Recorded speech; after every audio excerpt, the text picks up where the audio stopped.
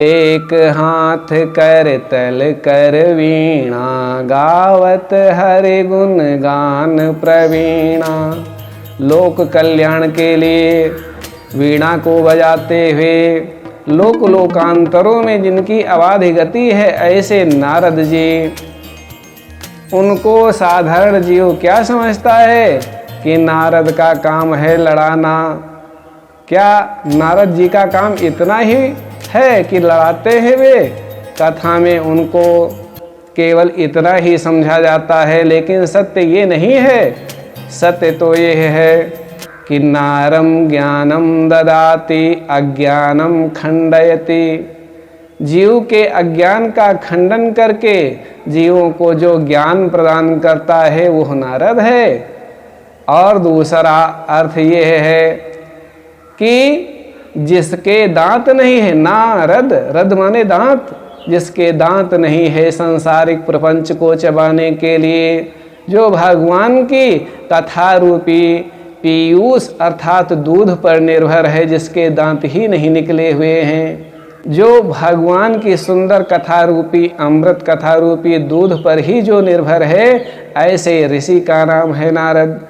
तो ऐसे नारद ऋषि ने श्री राम कथा को जन्म दिया। श्री राम कथा के सूत्रधार माने जाते हैं।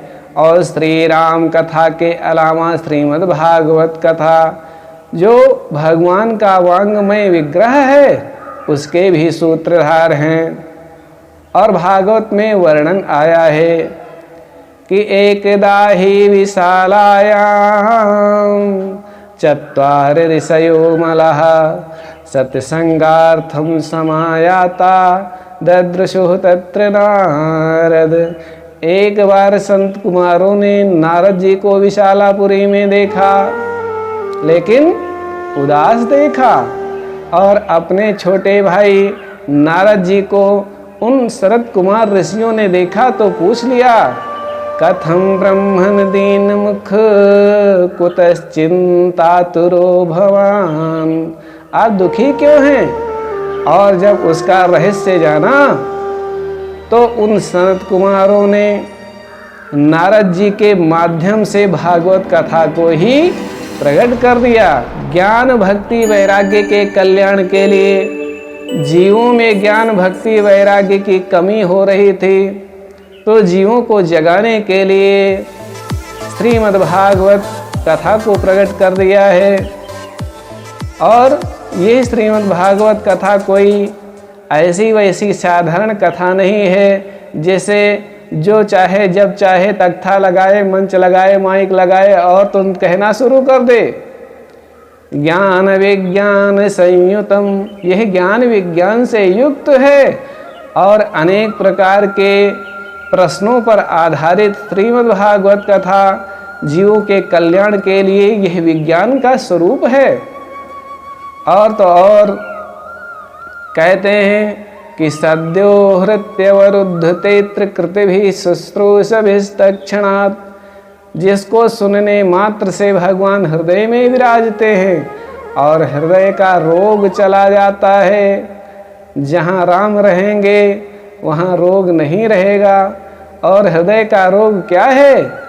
संत जन कहते हैं कि हृदय का रोग काम है, हार्ट अटैक नहीं है। हृद रोग मास्वपहिनोत्य चिरेण धीरा, अचिरेण धीरा, बिना देर लगाए हुए ही हृदय का रोग काम निकल जाता है। और जब काम गया तो राम आया, राम आया तो आराम आया।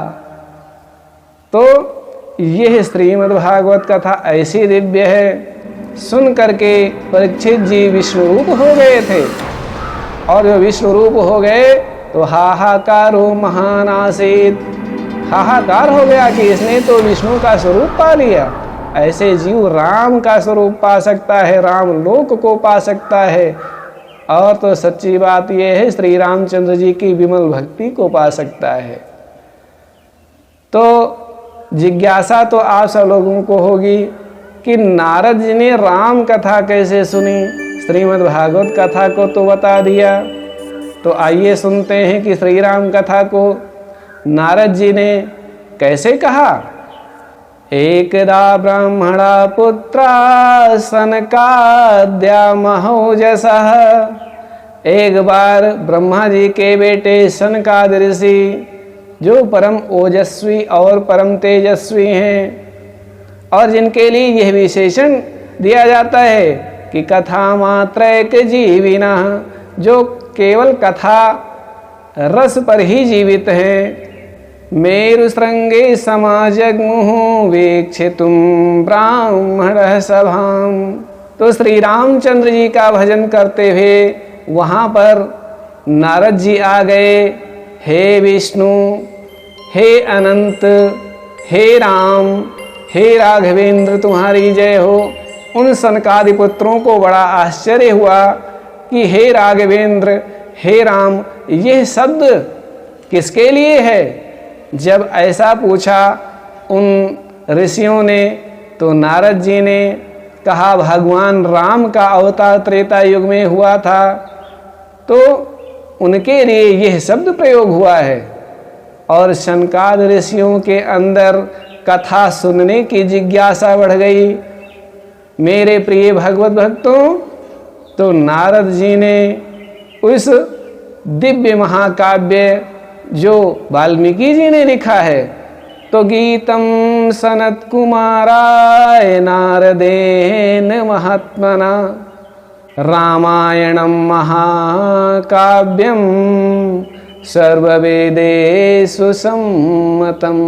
वो रामायण महाकाव्य जो वेद पुराण आदि का सार तत्व है, वो दिव्य कथा को प्रकट किया है सनकाद ऋषियों के सामने।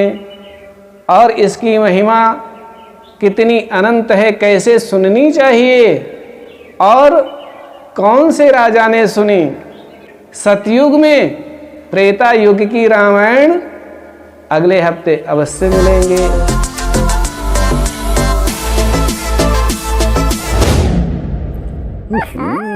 सब्सक्राइब करो चैनल को और घंटी बजाओ, ऑल को सिलेक्ट करो ताकि नए वीडियो की नोटिफिकेशन पाओ।